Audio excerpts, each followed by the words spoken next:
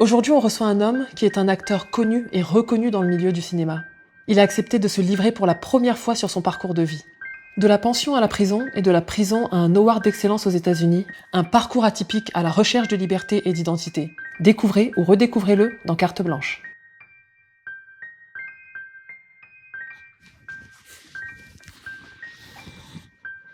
Bonjour Dimitri Boeto. Bonjour. Je suis très heureuse de te recevoir sur ce plateau, dans Carte Blanche. Merci. Si je te pose la question, qui tu es, qu'est-ce que tu me réponds?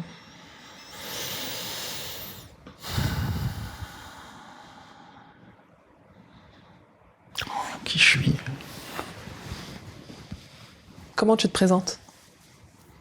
Je pense que j'ai la chance de naître libre. Peut-être pas socialement, parce que comme tout le monde, je travaille et voilà, je suis obligé de respecter plein de règles, mais je suis libre dans ma conception du monde, dans ma conception de l'humanité. Je suis toujours en mouvement, en recherche, et c'est pour ça que je me sens libre. Parce que je recherche toujours l'autre. Je suis continuellement en mouvement pour essayer de rencontrer des gens, des personnes, des histoires, des émotions, des sentiments. Et c'est ça ma liberté, puis c'est ça ma vie, quoi. Tu m'as coupé l'herbe sous le pied. En général, quand je pose cette question, les gens me disent, ils me disent leur métier. Je suis ça, je suis... Non, moi je suis un tout. Et en général, je cherche toujours cette réponse-là, exactement. D'où est-ce que tu viens? D'où je viens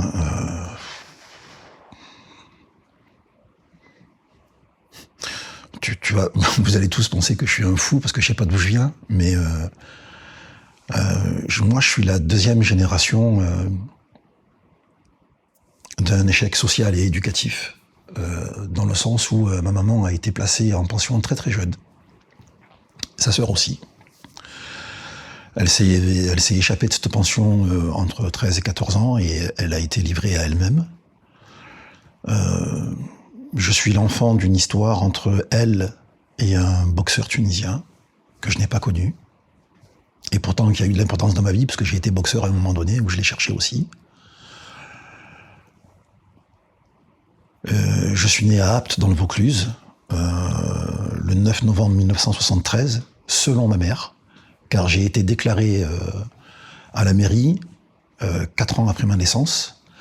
Et je suis un des rares Français où, sur mon livret de famille, il n'y a pas de signature du docteur qui m'a mis au monde, quoi. J'ai été déclaré à la mairie par ma mère. Et je serais né dans un camp hippie du côté de Uzès ou Montpellier. Donc je suis quelqu'un qui n'a pas existé au départ, qui a eu beaucoup de mal à exister, et qui finit aujourd'hui, à l'aube de mes 50 ans, à commencer à exister selon les règles du cinéma et de la société, mais j'ai toujours l'impression d'être transparent, quoi. Qu'est-ce qui t'a mené à cet instant précis? Là, tu es assis en face de moi. Par quoi est-ce que tu es passé pour qu'aujourd'hui, tu te retrouves à parler de toi et de ton histoire et de tes projets et de qui tu es? Je suis passé par la recherche de l'autre. Je suis passé par l'envie d'avoir des gens qui m'aiment. Toute ma vie, j'ai cherché l'amour. J'ai souvent été aimé, hein, je m'en rends compte maintenant, mais je ne le voyais pas. Parce que j'avais une telle soif d'amour, je voulais tellement exister, tellement être aimé, qu'au final, je regardais jamais les gens qui m'aimaient. Je cherchais toujours ailleurs. Et ce qui m'a amené ici, ça a été ma vie, qui a été une vie rocambolesque, quoi. Une vie où j'ai tellement voulu exister que j'ai eu un ego surdimensionné. Ensuite, j'ai eu des phases de ma vie où j'ai été tout seul et cet ego était face à moi et petit à petit, j'ai réussi à l'assimiler. J'ai réussi à synthétiser un petit peu tout ce que j'étais sans jamais vraiment savoir vraiment ce que je voulais. Et puis un jour, je suis arrivé à Paris et depuis que je suis enfant, j'ai toujours aimé l'art, la culture, les mots. Alors il faut savoir que les mots et l'écriture, on m'a souvent interdit de le faire parce que je faisais beaucoup de fautes. Alors que moi, ce qui comptait pour moi, c'était me servir du mot pour transcrire mon émotion, prendre ce qui était en moi et l'offrir à l'autre. Et à force de voir la télévision de loin, les émissions culturelles, les musées parisiens et autres, j'ai dit non, faut que je vive à Paris, il faut que j'aille à Paris. Et je suis venu ici pour dire la vérité, la télévision s'est livrée à moi à 2 moments de ma vie. Quand j'étais en pension, le mardi soir pour voir les films, et le samedi soir. Et quand j'étais incarcéré pendant plusieurs années, pour des faits d'association de malfaiteurs, de détention d'armes. Parce que ça, c'est quand tu es arrivé à Paris? Non, c'est beaucoup plus jeune. Beaucoup plus jeune, j'ai voulu m'affirmer en tant qu'homme. Mais j'avais les mauvais codes. Donc, je me suis exprimé. Les codes qu'on t'a pas donné.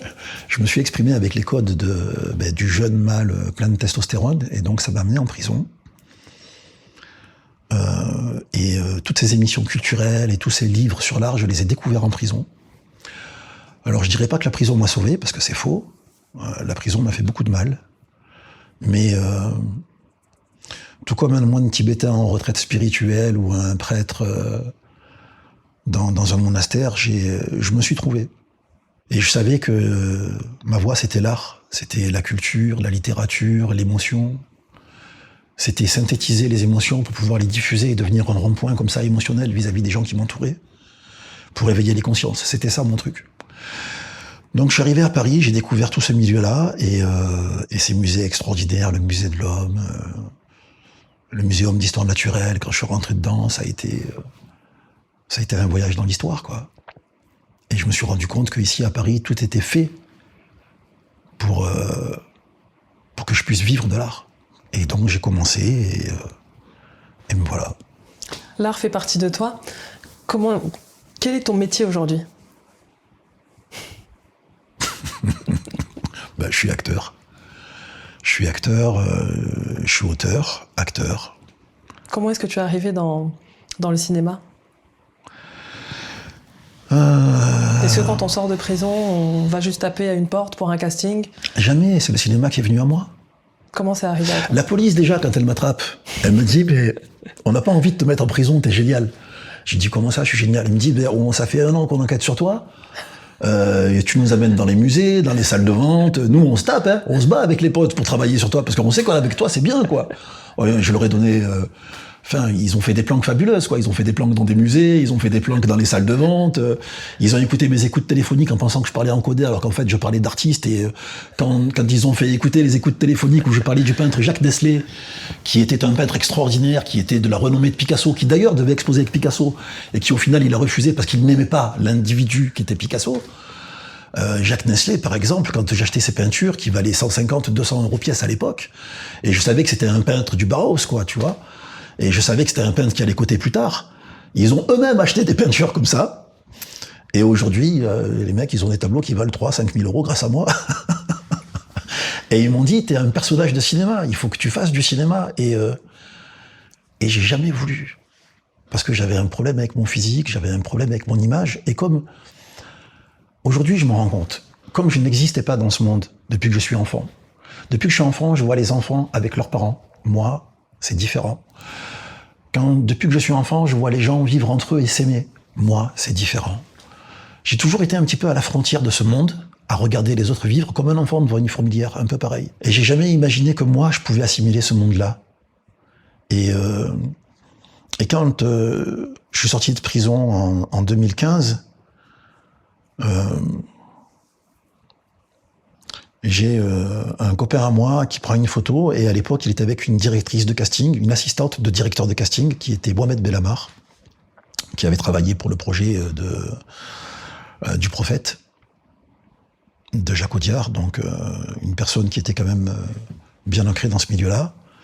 Ils ont vu ma gueule, ils ont dit « Ah ouais, celui-là, il faut qu'on l'écoute, il faut qu'on vienne le voir, il faut qu'on l'auditionne. » Ils m'ont auditionné. Et moi, sorti de prison, j'étais totalement paumé sur un point de vue sentimental, émotionnel. J'étais seul, quoi. Très seul. Et bizarrement, j'ai commencé à être auditionné sur un casting sur lequel j'ai pas été pris, c'est pas grave. Mais dans mon emploi du temps, entre les musées, les salles de vente, les expositions, les soirées lecture et parfois les bars slam, j'ai intégré le fait de rencontrer d'autres gens chez les directeurs de casting pour donner la réplique. Et donc j'allais voir des directeurs en disant « je veux donner la réplique, tu me fais pas, mais je donne la réplique ». Et en fait, c'était un lien social pour moi.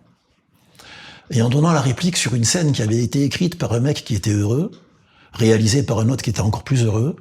Je voyais des acteurs qui étaient stressés. Et moi, j'étais au milieu de tous ces gens que je comprenais pas. Et pourtant, je partageais avec eux dans mes émotions. C'était aussi une façon d'entrer dans le milieu et de montrer ce que tu savais faire. Parce qu'en donnant la réplique, tu étais peut-être très très bon. Oui, mais c'était pas du tout... ma volonté, c'était pas de faire du cinéma. C'était d'occuper mon temps vide par de l'humanité. Rien n'arrive par hasard. Par du partage humain. Et à un moment donné, on m'a dit non, la caméra, il faut qu'elle soit sur toi, c'est toi qui dois jouer. Et quand je donnais la réplique, les réals disaient, mais qui c'est qui donne la réplique à côté, derrière? Qui c'est qui influe ce truc-là? Qui c'est qui amène celui-là à ça? Et ça a commencé comme ça. Comment s'est passé ton tout premier casting et qui t'a donné ta première chance? J'ai été le premier casting qui a fonctionné en tout cas, parce que le premier casting n'a pas fonctionné, j'ai rien eu.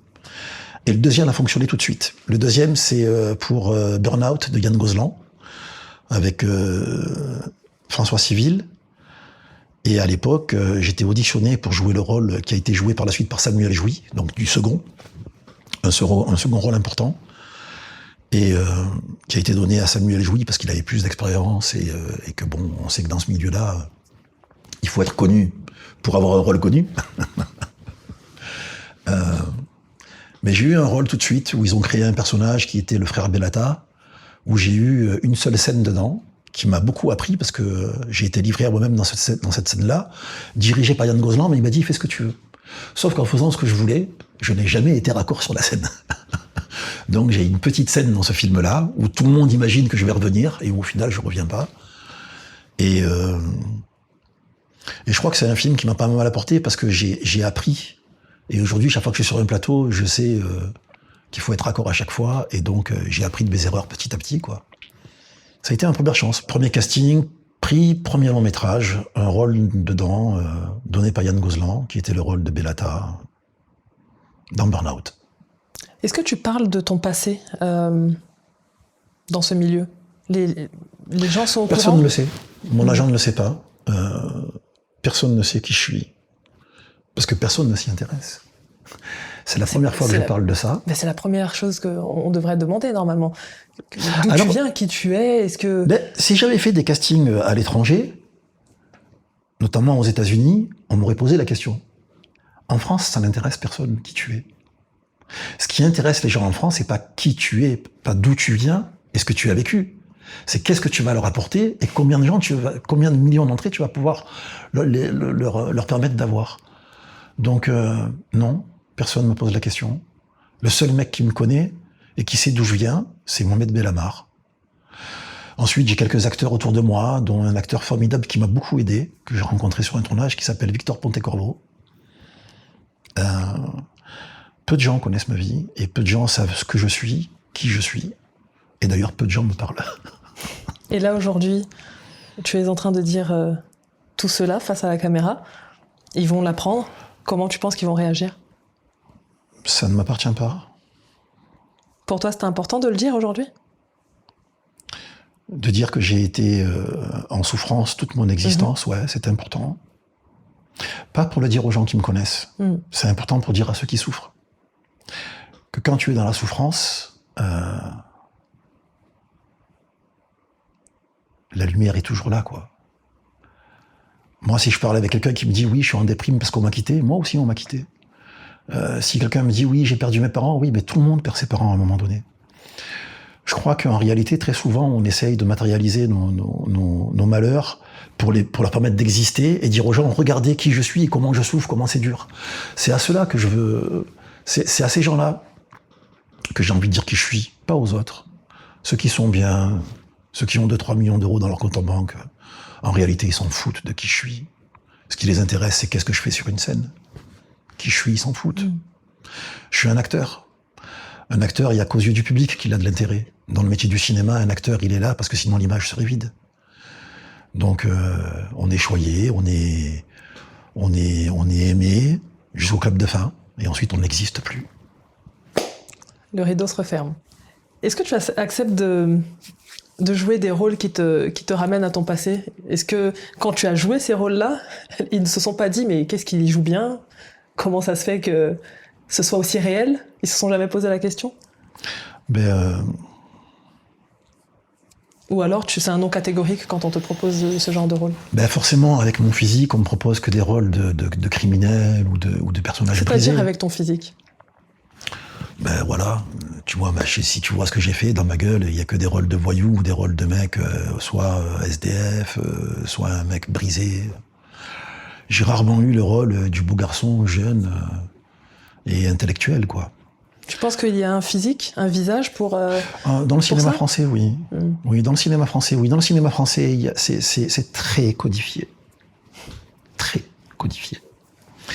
Il y a des choses à faire et d'autres à ne pas faire. Voilà. On se tourne vers moi quand on a besoin de quelqu'un de fort. Et quand on a besoin d'un rôle qui est fort, souvent c'est un rôle qui doit être interprété par quelqu'un de très connu. Donc ils ont le choix entre Vincent Cassel, Reda Kateb, Dimitri Bouetto. Donc autant te dire que j'ai peu de rôles. Et pourtant Vincent Cassel est vu comme un bad boy, non? Ah, vivement qu'il vieillisse. Vincent, si tu me regardes, crois-moi, je tiens la forme, je te jure, je suis derrière toi, je lâche pas. Voilà, quoi. Grâce à ton passé, tu es qui tu es aujourd'hui. Si là, aujourd'hui, j'avais le pouvoir de te ramener à un moment précis dans ta vie, est-ce que tu choisirais de saisir cette opportunité, de changer quelque chose, ou tu ne changerais rien?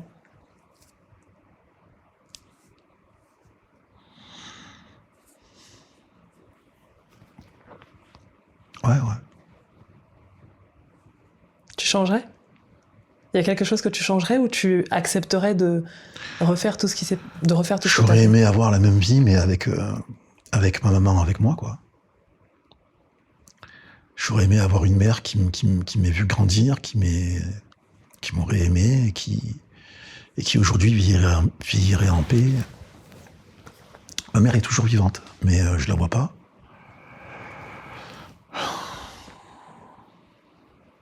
C'est un gâchis, quoi. Ma vie a été un gâchis. Ma vie a été un gâchis parce que tout ce qui vous semble simple a été compliqué pour moi.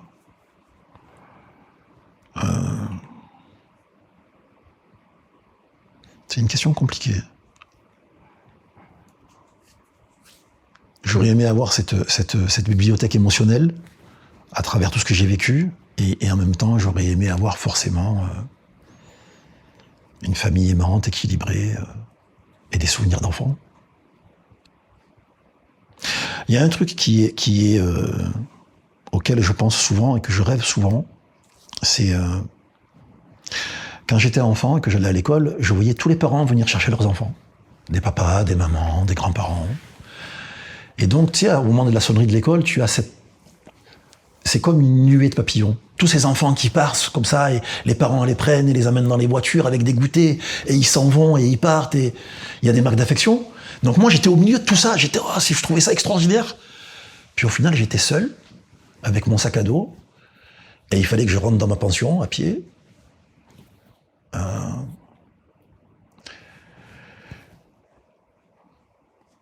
Et j'ai jamais eu, tu vois, cette main posée sur la tête d'une maman ou d'un papa, d'un adulte bienveillant, en disant je suis là, je vais te guider, je vais t'aimer, tu vois, t'auras toujours ton goûter, t'auras toujours ton truc, ta maison.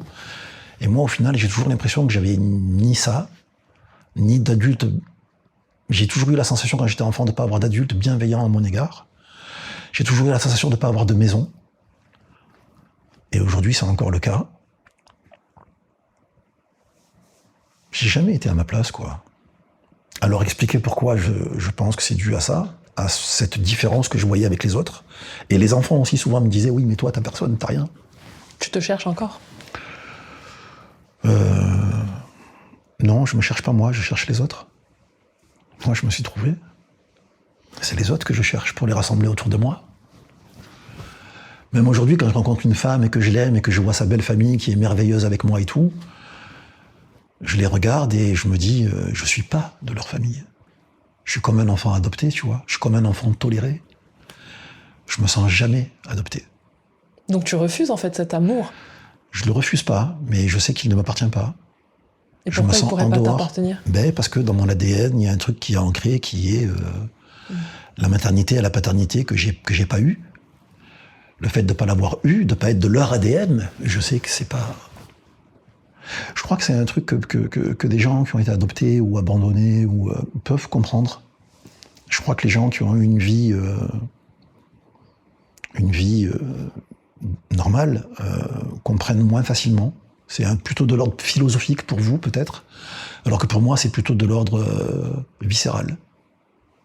Souvent, c'est pas une généralité, mais souvent quand on n'a pas eu quelque chose dans l'enfance, on essaie de l'apporter, en tout cas en étant adulte. Est-ce que toi, c'est quelque chose que tu aimerais aujourd'hui peut-être donner à une famille? Cette sécurité, ce lien familial, maternel, fraternel. Est-ce que tu aimerais le construire aujourd'hui? Non. Qu'est-ce qui t'en empêche? Rien. C'est un choix? C'est un choix.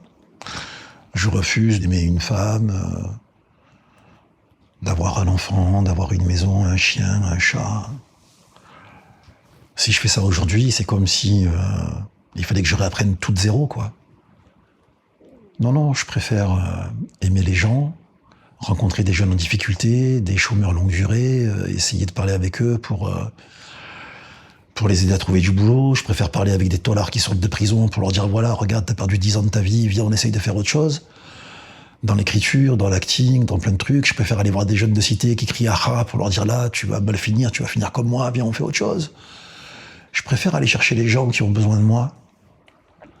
Et même s'ils n'ont pas besoin, je préfère essayer de me rendre utile vers des gens qui m'attendent pas. L'acting pour toi est un moyen de faire passer ton message ou tu t'épanouis dedans? Non, je m'épanouis pas dedans. Pas du tout. L'acting, c'est quelque chose de difficile. C'est très dur. Parce que tout le monde pense qu'il suffit de faire une connaissance et d'être quelqu'un avec un ego démesuré pour être acteur. Et c'est faux. C'est faux, c'est faux, c'est faux. Acteur, tu souffres. Tu souffres parce que pendant des mois et des semaines, tu essayes, tu n'y arrives pas. Une grande partie de ta vie, tu es jugé par les gens du métier. Directeur de casting, assistant directeur de casting, réalisateur, assistant réalisateur, mise en scène, production, diffusion. Même le monteur choisit de te mettre au montage ou pas. Donc, tu n'existes que si les autres t'autorisent à exister quand tu es acteur. Ça fait combien de temps que tu existes dans l'acting, dans le cinéma? J'ai commencé la première fois il y a 7 ans. Et tu perdures? Oui, parce qu'on me propose des choses. Mais pour en revenir à la question initiale, l'acting, pour moi, c'est mon lien social. Si je suis pas acteur, je suis rien. Si je suis rien, qui va me suivre? Si je suis rien, qui va me parler? Quand on me voit à la télévision, on me dit « Ah, c'est génial, je t'ai vu à la télé, je vois les gens avec des grands sourires, super et tout. Ah, c'est trop bien, on t'a vu là, on t'a vu. Ah, c'était un petit rôle, mais on a kiffé, on a trop aimé. » Et je vois que ça leur amène de la joie, et je prends conscience que le fait de me voir dans un écran, petit ou grand, fait qu'ils ont envie de me rencontrer. Et ils me posent des questions comme vous. Comment tu as fait? C'est pas comment je fais qui compte. C'est que comment tu fais. C'est comme tu demandes à un cuisinier comment tu fais. Bon, ben, tu fais. Une fois que t'es devant, tu fais. Après, les gens aiment ou n'aiment pas, mais tu fais. C'est mon lien social. Mon lien social, mon rôle social, c'est d'être acteur, de rencontrer les gens à travers ça, et de parler de projets qui me touchent, de lire des scénarios qui me percutent, et d'aller chercher un rôle, de le développer, d'imaginer comment un homme au XVIIe siècle pouvait être amoureux. Comment ce même homme-là, s'il prend une machine à voyager dans le temps au XVIIIe, au XIXe, au XXe, au XXIe siècle, je veux dire, il y a tellement de possibilités dans l'émotion. Chaque individu est propre à ses émotions. Quand tu vas prendre des cours d'acting, on te dit l'amour, c'est ça. La colère, c'est ça. Mais c'est faux. C'est faux. Il y a des millions de nuances autant qu'il y a d'humains sur Terre.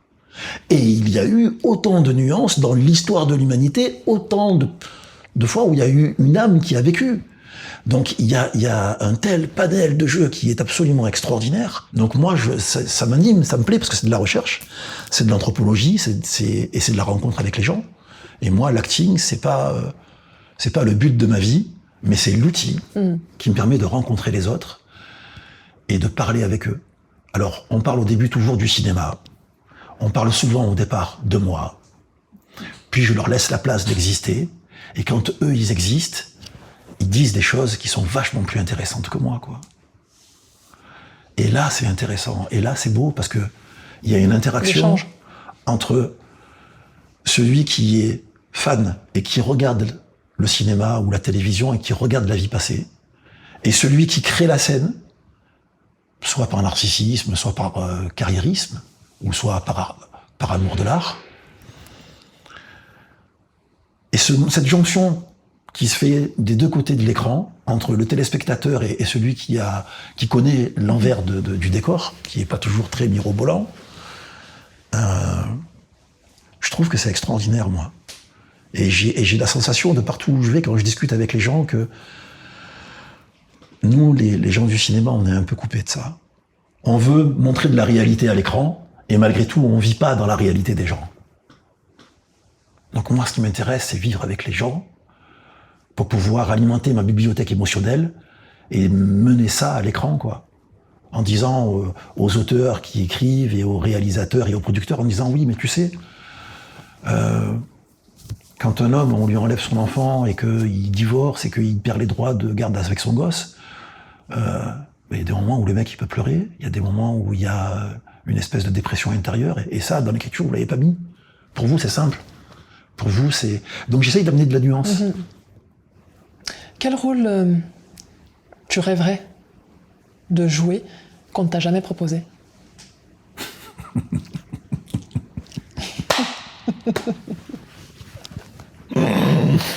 Ah putain, je suis dans la merde.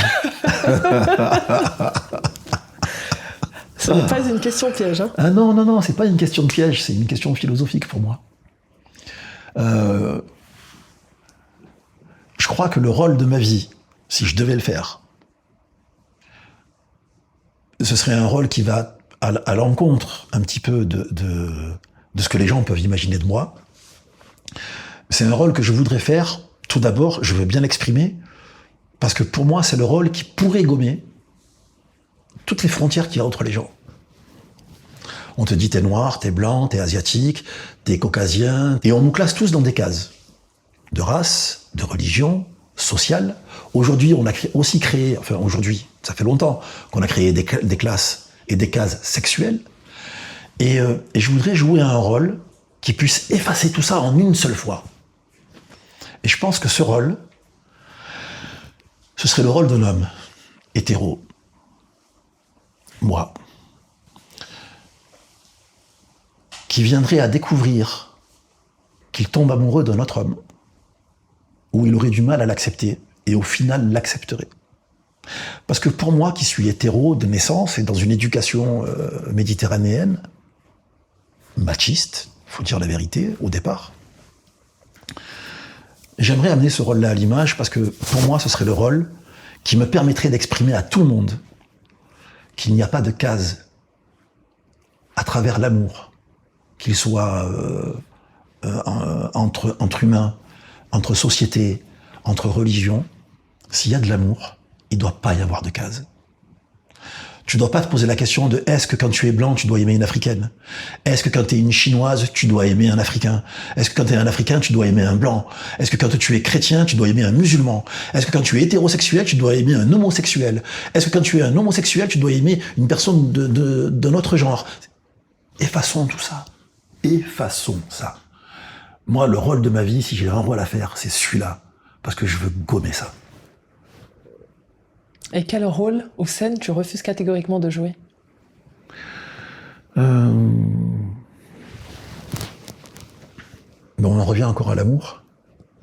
Je pense que fourrer ma langue au fond de la gorge d'une jeune demoiselle que je ne connais pas, ou d'une vieille dame que je ne connais pas, ou d'un monsieur,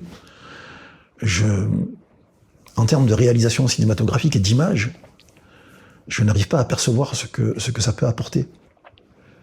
Je crois que dans l'amour, le regard, la tendresse, la douceur, l'interaction avec l'autre à travers la distance.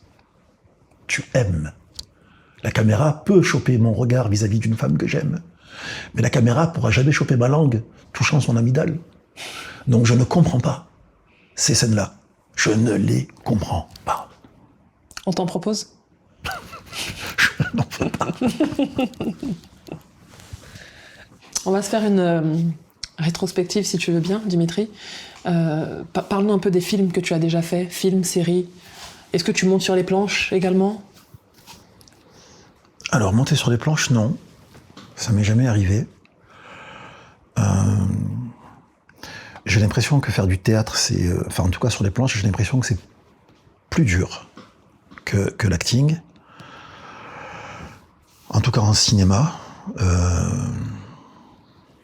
Quand il faut que tu fasses du Othello ou du Shakespeare à la virgule près, dans l'intonation prête, je trouve quand même que c'est beaucoup plus difficile.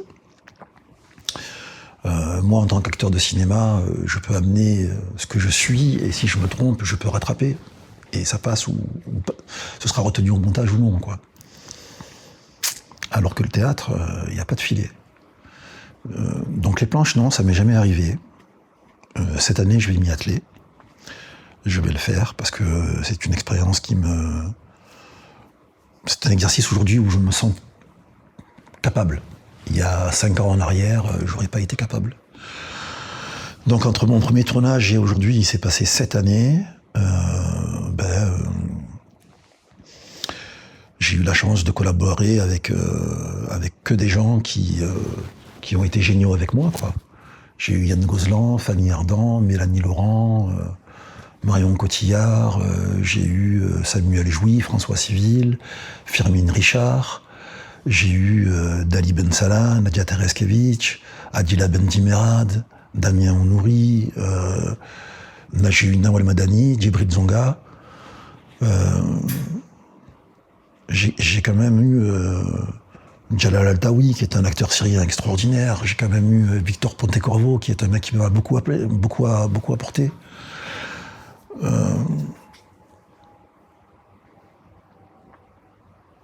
J'ai croisé des gens très distants, et puis j'ai croisé des gens très aimants. Donc j'ai eu de la chance. J'ai eu des moments de surprise dans des films et qui étaient des moments géniaux et des moments moins géniaux.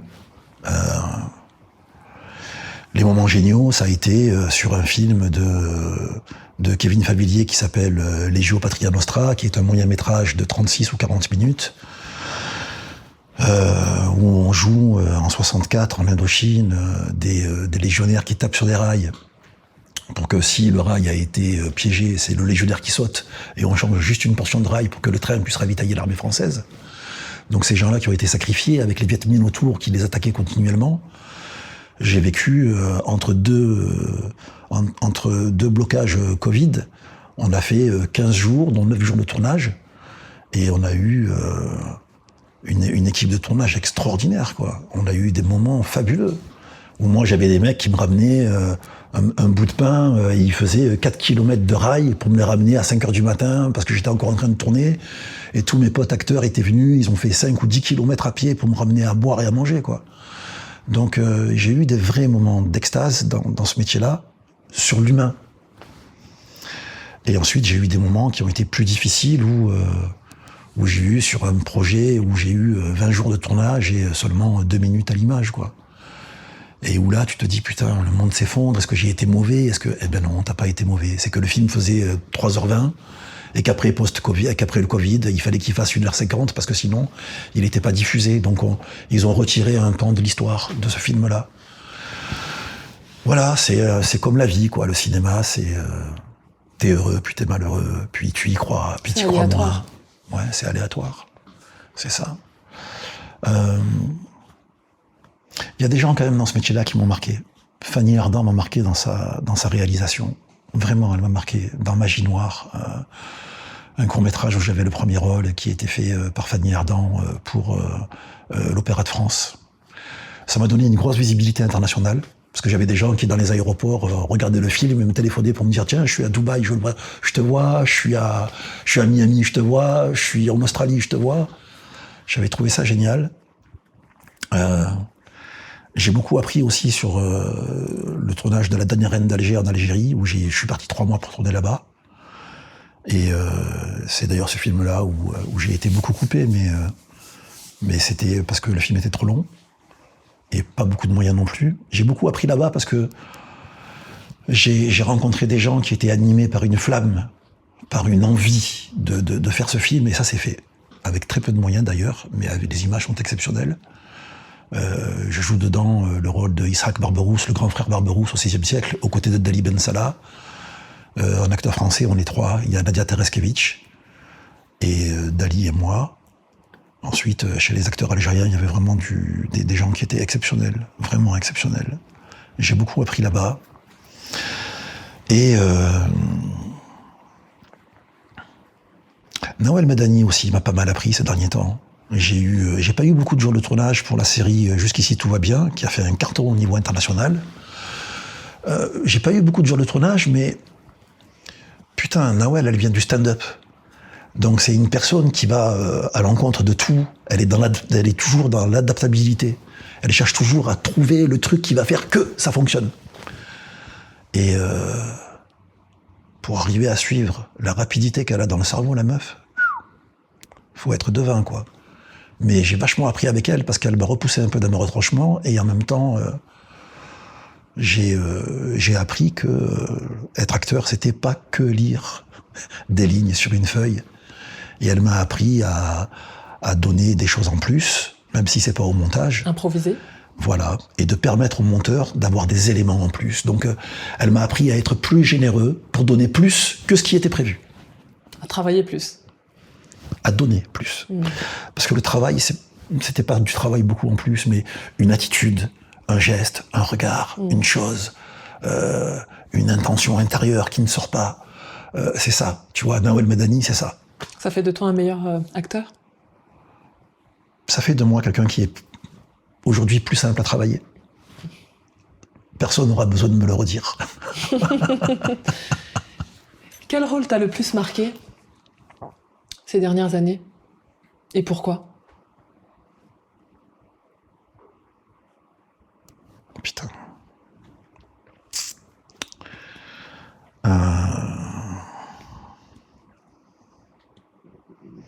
C'est un rôle en particulier que personne n'a jamais vu et qu'ils ne verront jamais, parce que le film ne sortira pas, ou il n'est pas sorti.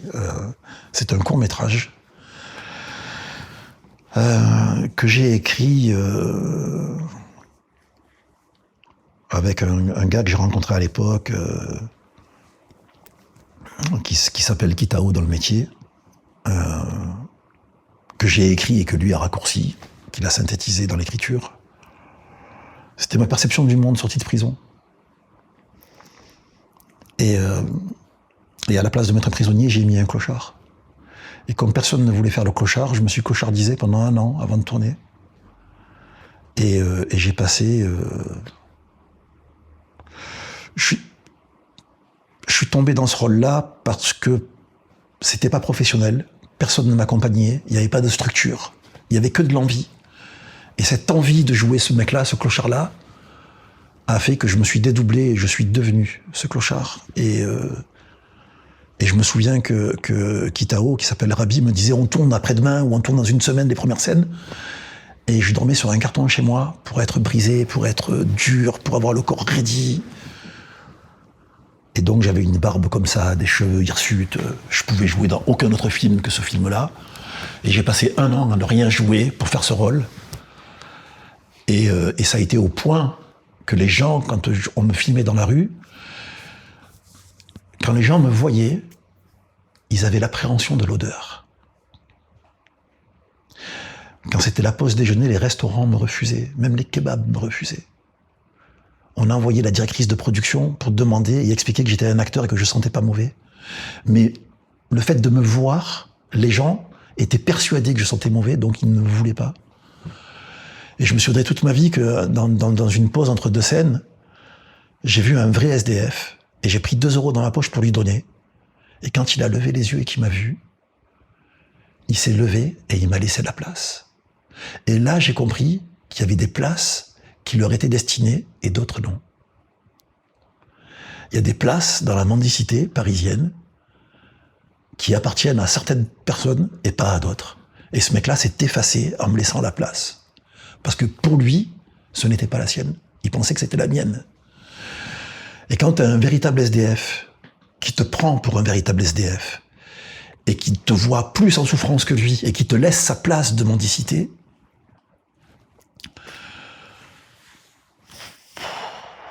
c'est chaud, quoi. C'est dur. J'ai mis 1 an pour créer ce rôle et j'ai mis presque autant de temps pour m'en détacher. J'ai trouvé de l'humanité chez ces gens-là. J'ai trouvé de l'intelligence, de la douceur. J'ai trouvé chez eux le sens du partage. J'ai trouvé une humanité qu'on n'a pas entre nous.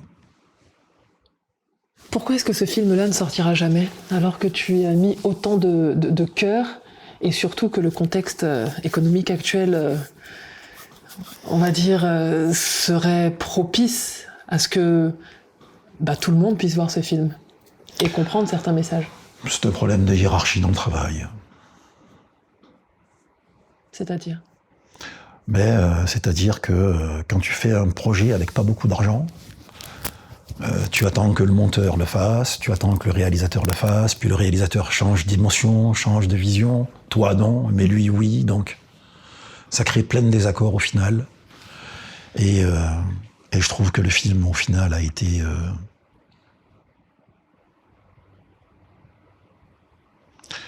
C'est un clip plus qu'un film. Et aujourd'hui que je fais des films, je suis conscient que c'est pas cinématographique. L'écriture était belle, l'interprétation était bonne, mais la façon de filmer et le montage est trop clippé. C'est moins cinéma, ça mériterait autre chose. Sortez un clip?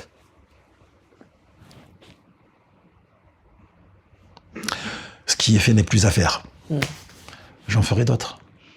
Tu m'as cité pas mal de noms tout à l'heure, de très beaux noms d'ailleurs. Est-ce que tu te dirais que tu t'es créé une famille du cinéma? Non. Non, j'ai collaboré avec tous. Tous m'ont beaucoup aimé. Mais...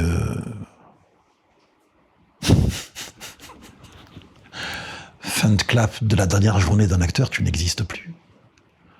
La seule réalisatrice vraiment que j'ai adorée et à qui je tire mon chapeau, c'est Stéphanie Pilonka.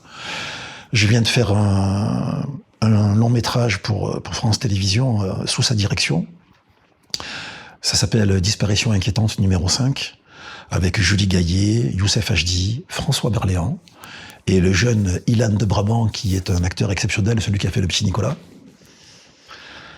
Stéphanie Pilonka, c'est la seule réalisatrice que j'ai vue jouer avec des acteurs récurrents, qu'elle prend régulièrement. 1 projet sur 3, 1 projet sur 4. Elle a toujours les mêmes équipes techniques. C'est une famille, Ils sont beaux, quoi. Ils sont beaux. Et je l'ai pas vu ailleurs. Ailleurs, j'ai eu de la politesse, j'ai eu de la reconnaissance, j'ai eu du partage. Mais j'ai pas eu de famille. On t'appelle quand on a besoin.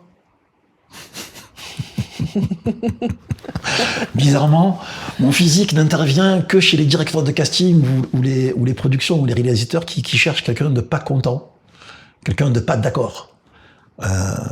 Et bizarrement, ils s'arrêtent à ça, alors qu'il y a tellement plus.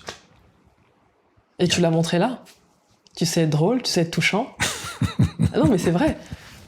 Ouais.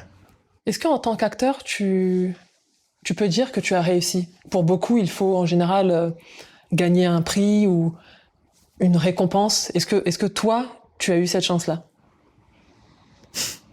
Ouais, j'ai eu cette chance-là, mais j'ai pas réussi. En 2021, pour un court-métrage qui s'appelait Saying Chapter 1, Dicton chapitre 1, j'ai eu un prix d'interprétation dans la ville de Roswell aux États-Unis, donc un award d'excellence pendant le Corona. Donc j'ai eu droit à une petite cérémonie via Skype. J'ai reçu mon award, mon petit diplôme. C'était très protocolaire. bizarrement, ça m'a amené beaucoup de projets sur les États-Unis qui viennent tourner en France. Ça m'a ouvert des perspectives avec les directeurs de casting qui étaient spécialisés entre la France et les États-Unis. Donc j'ai les Américains qui m'ont demandé sur plusieurs projets. Là d'ailleurs, bon, j'ai des clauses de confidentialité, donc je peux pas en parler, mais je suis déjà en concours de casting pour des projets internationaux entre les États-Unis et la France. Je trouve que cet award d'interprétation m'a donné une légitimité que les Français ou que les gens autour de moi ne reconnaissaient pas forcément. Le fait d'avoir été reconnu aux États-Unis et d'avoir reçu un prix en 2021, étant élu meilleur acteur dramatique 2021, ça a quand même... ça a rendu les imbéciles intelligents. Ceux qui ne voyaient pas qui j'étais l'ont perçu à travers cette espèce de petit diplôme. Voilà. Est-ce que le fait d'avoir été récompensé aux États-Unis, c'est un peu le plafond de verre pour toi? Ou est-ce que tu ambitionnes quand même un César, par exemple?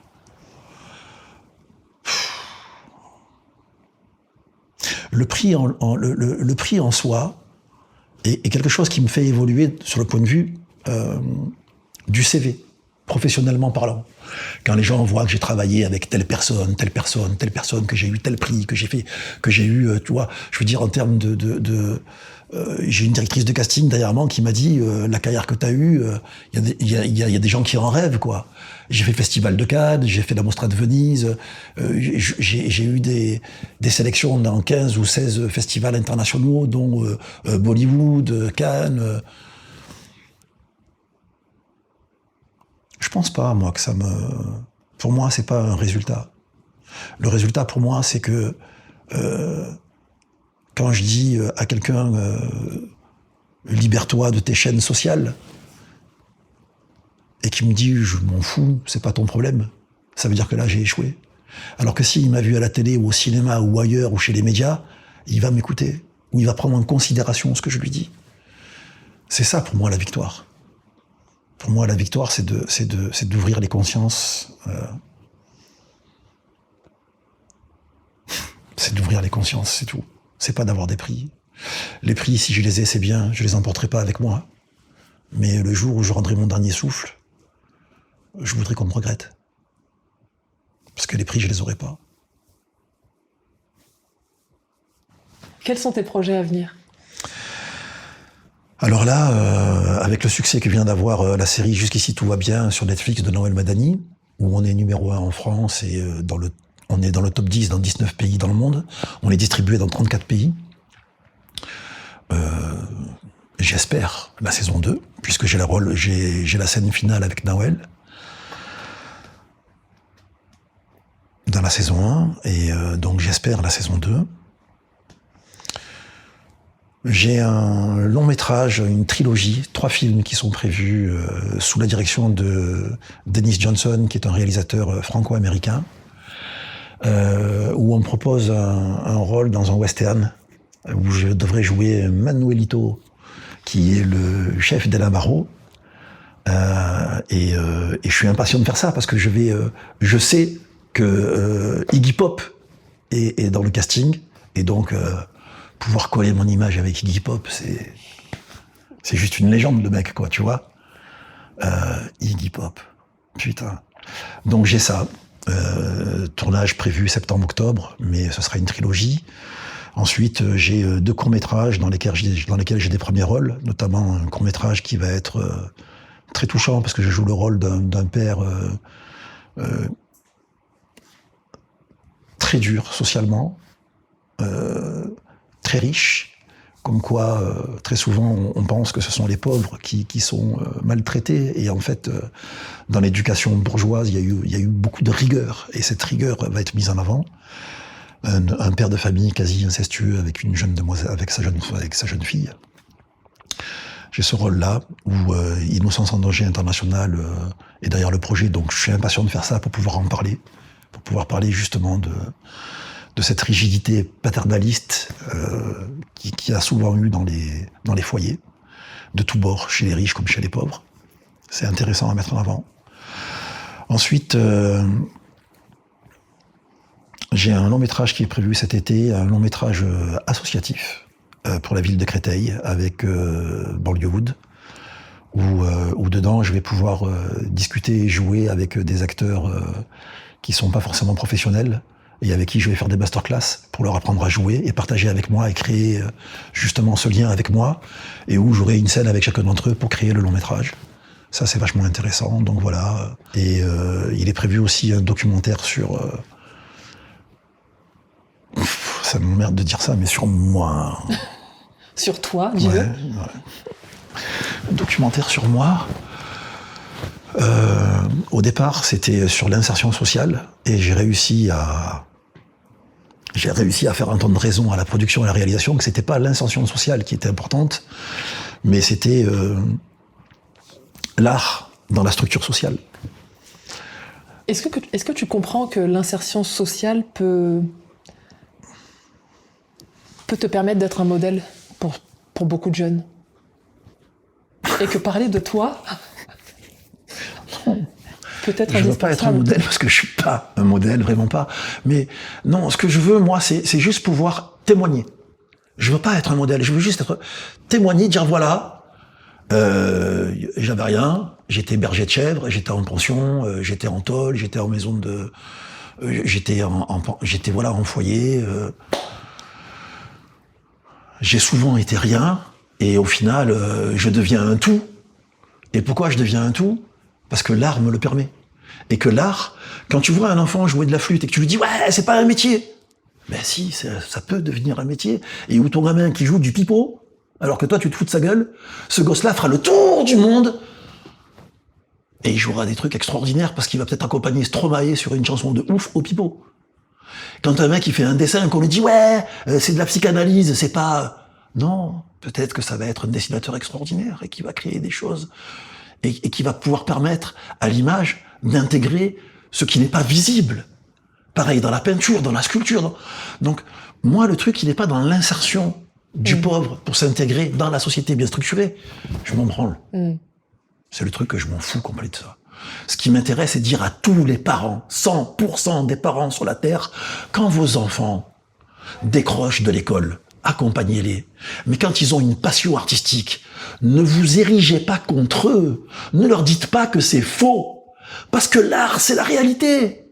L'art, c'est ce qui nous permet d'être aujourd'hui ce que nous sommes dans notre société, parce que depuis la préhistoire, les artistes ont permis de toucher les intellectuels ont permis de structurer la société à travers la politique, et en structurant la société à travers la politique qui a été nourrie par l'artiste, fait que nous sommes une société aujourd'hui où tu peux t'aimer entre hommes, entre femmes, où tu as aussi le droit de t'engueuler et de crier et d'argumenter, et le résultat de notre société, c'est l'art.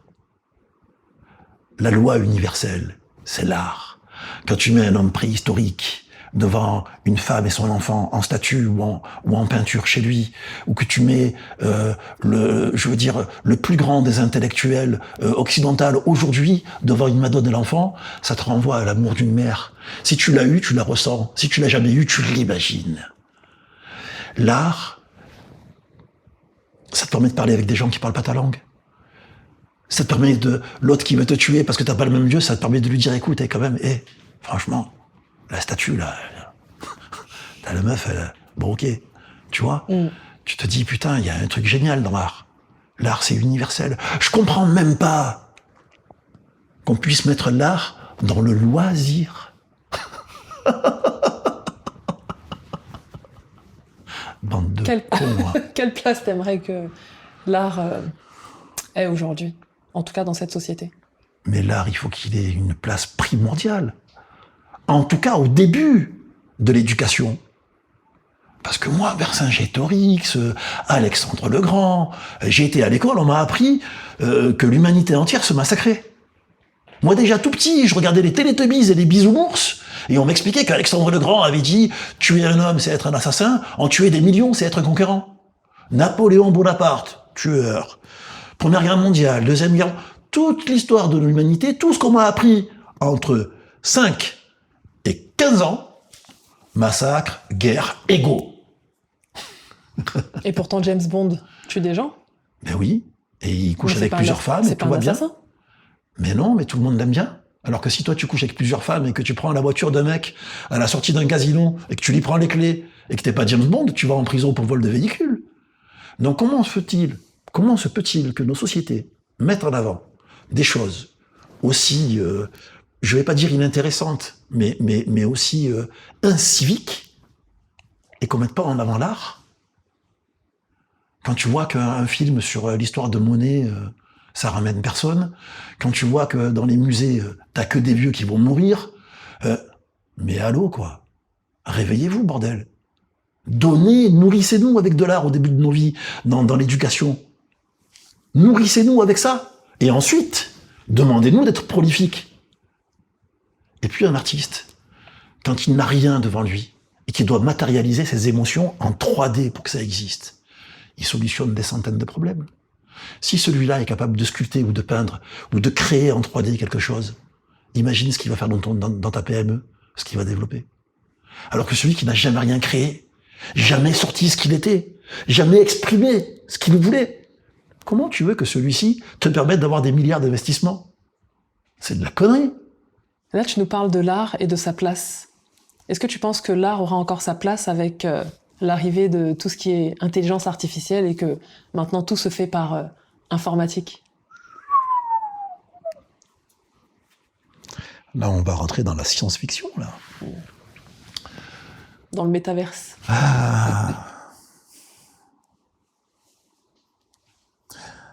L'art, c'est l'imperceptible à travers l'énergie que tu détectes et que tu matérialises. Peu importe ta forme d'art. Pour arriver à canaliser ce qui n'existe pas, il te faut sortir des codes. Il te faut une perception. C'est pour ça que les enfants sont très forts, parce qu'ils ne sont pas encore étouffés. Je reviens juste à l'éducation de l'enfant, parce que ça va pouvoir expliquer par la suite ce que je pense. Un enfant, tous les enfants, 100% des enfants, jusqu'à l'âge de 7-8 ans, ou jusqu'à l'âge de 6 ans, ils ont des yeux, et ils ont une perception de l'univers qui est extraordinaire. Ils regardent le monde. Tu as l'impression que les gosses, ils vivent dans le paradis. Tout est lumineux, tout est merveilleux, tout est extraordinaire. Et l'enfant pose plein de questions aux parents. Papa, pourquoi les étoiles sont dans le ciel? Pourquoi le nuage passe là? Pourquoi il fait nuit? Pourquoi il fait jour? Pourquoi le soleil est là, après il est là? Et à un moment donné, les parents qui bossent disent aux gosses, écoute, il y en a marre, arrête de poser des questions, c'est comme ça. Arrête de poser des questions. Et quand il n'y a plus de connexion entre le parent et l'enfant, dans l'explication et dans la réponse que le parent doit amener à l'enfant, l'enfant se dit, pour ressembler à mes parents et leur faire plaisir, parce qu'ils se sentent rejetés. Quand tu dis non, l'enfant se sent rejeté. Donc pour se rapprocher, il accepte de rentrer dans le mimétisme. Et quand l'enfant accepte de rentrer dans le mimétisme de l'adulte, il ferme l'univers de l'enfance et de la beauté pour se diriger vers les règles qui vont l'amener vers l'adulte et pour le rapprocher de ses parents. Donc l'enfant qui avait un ami imaginaire va commencer à ne plus imaginer l'ami, mais va commencer à imaginer qu'il peut avoir un vélo, une mobilette, une voiture. Et à partir du moment où le monde devient matériel dans sa propre existence, tu perds le fil de l'art. Ça, c'était la parenthèse, parce qu'elle était très importante. Je pense que la venue de l'IA, la venue de l'intelligence artificielle dans le monde de l'art, et dans notre monde tout court,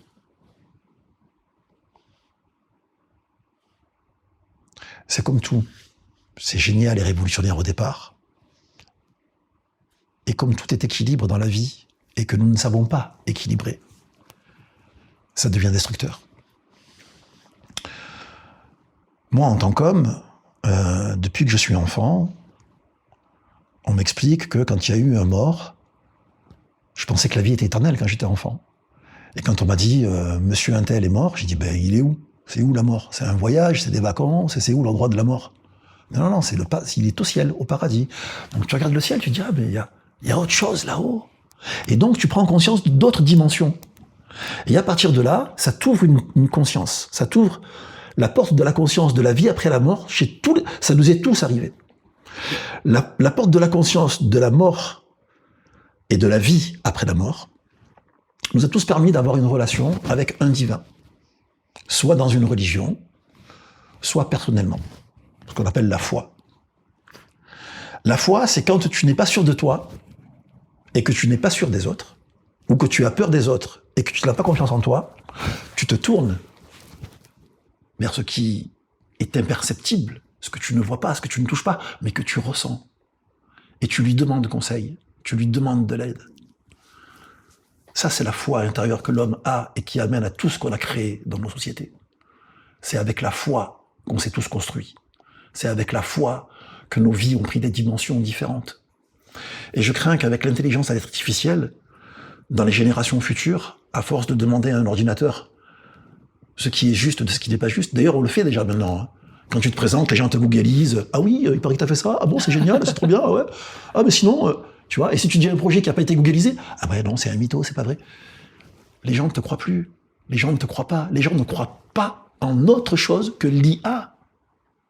Un philosophe aujourd'hui n'intervient pas dans la société. C'est l'ordinateur qui intervient dans la société. C'est pas la philosophie. Le religieux aujourd'hui n'intervient que chez très peu de gens. C'est l'IA qui mène toutes nos vies. Et au moment où nous, on aura coupé tous ces liens, parce que l'IA te dira, Dieu c'est moi. Parce que celui qui répond à tes questions quand tu ne sais pas, c'est moi. Alors pourquoi demander à quelque chose que moi tu me demandes, je te réponds? Est-ce qu'on n'est pas en train, là, de couper le fil d'Ariane qui relie l'homme avec son âme quand tu fais un voyage astral? Tu vois? L'histoire du voyage astral, c'est le corps avec l'âme qui est autour et qui voyage, relié par le fil. Est-ce qu'on n'est pas en train de couper ce fil-là? Est-ce qu'on n'est pas en train nous-mêmes de nous robotiser, de nous enfermer et d'être dans une pensée unique? Et justement, quand on sera tous comme ça, il n'y aura pas d'art, il y aura du design. C'est ce qui me fait peur.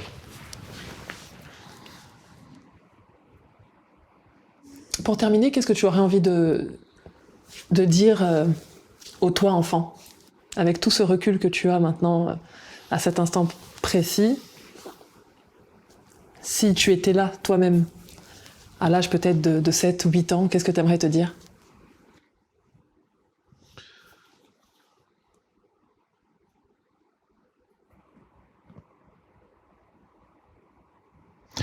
Ça va pas être facile, mais tu te dois de remplir chaque jour qui passe. Chaque jour de vie, c'est un jour de vie en moins sur Terre, tu vois. Donc, chaque jour de vie, c'est un moment qui te rapproche vers la mort, vers la fin. N'attends pas qu'on te donne du temps. N'attends pas qu'on te donne de l'argent. N'attends pas qu'on te donne une place. Ton job sur Terre, c'est d'occuper ton temps de vie. Chaque jour, remplir ta journée. J'ai perdu du temps dans ma vie que j'aurais pas dû perdre. Et je crois que ça, c'est un message qui peut marcher pour tous les gosses. Ne perdez pas de temps. N'attendez pas. Platon disait le temps est le même pour tout le monde, c'est 24 heures. Et Albert Einstein a démontré que c'était faux. Le temps est propre à chacun. Pour aller d'un point A à un point B, certains vont mettre 3 minutes, d'autres 3 minutes 50 ou 2 minutes 30. Chaque fois que tu attends que l'autre te donne ou que l'autre te permette, ton temps ne t'appartient plus. Tu te cales sur le temps de l'autre. Et comme l'autre, tu lui prends du temps, son temps ira moins vite. Donc tu acquériras tes objectifs avec plus de longueur. Tu seras moins rapide dans la réussite. N'attendez rien, n'attendez pas. Attendre, c'est la petite mort. Occupez votre temps. Dès que ton œil s'ouvre, inspire et expire, et vis, et remplis ton temps de vie. Quoi que ce soit. Quoi que ce soit. Ne jamais rester inactif. Sauf pour se recentrer. Parce que parfois l'activité te décentre de la réalité et tu as besoin d'un moment de philosophie. ce qui va te permettre de te recentrer. Les deux combinés, c'est la réussite. Pour le bonheur, pas pour l'argent. Voilà. Dimitri Boeto, merci infiniment de ton temps, de ta simplicité, et je rajouterai surtout de ton authenticité Merci. dans Carte Blanche. Merci à vous. À très bientôt. Merci.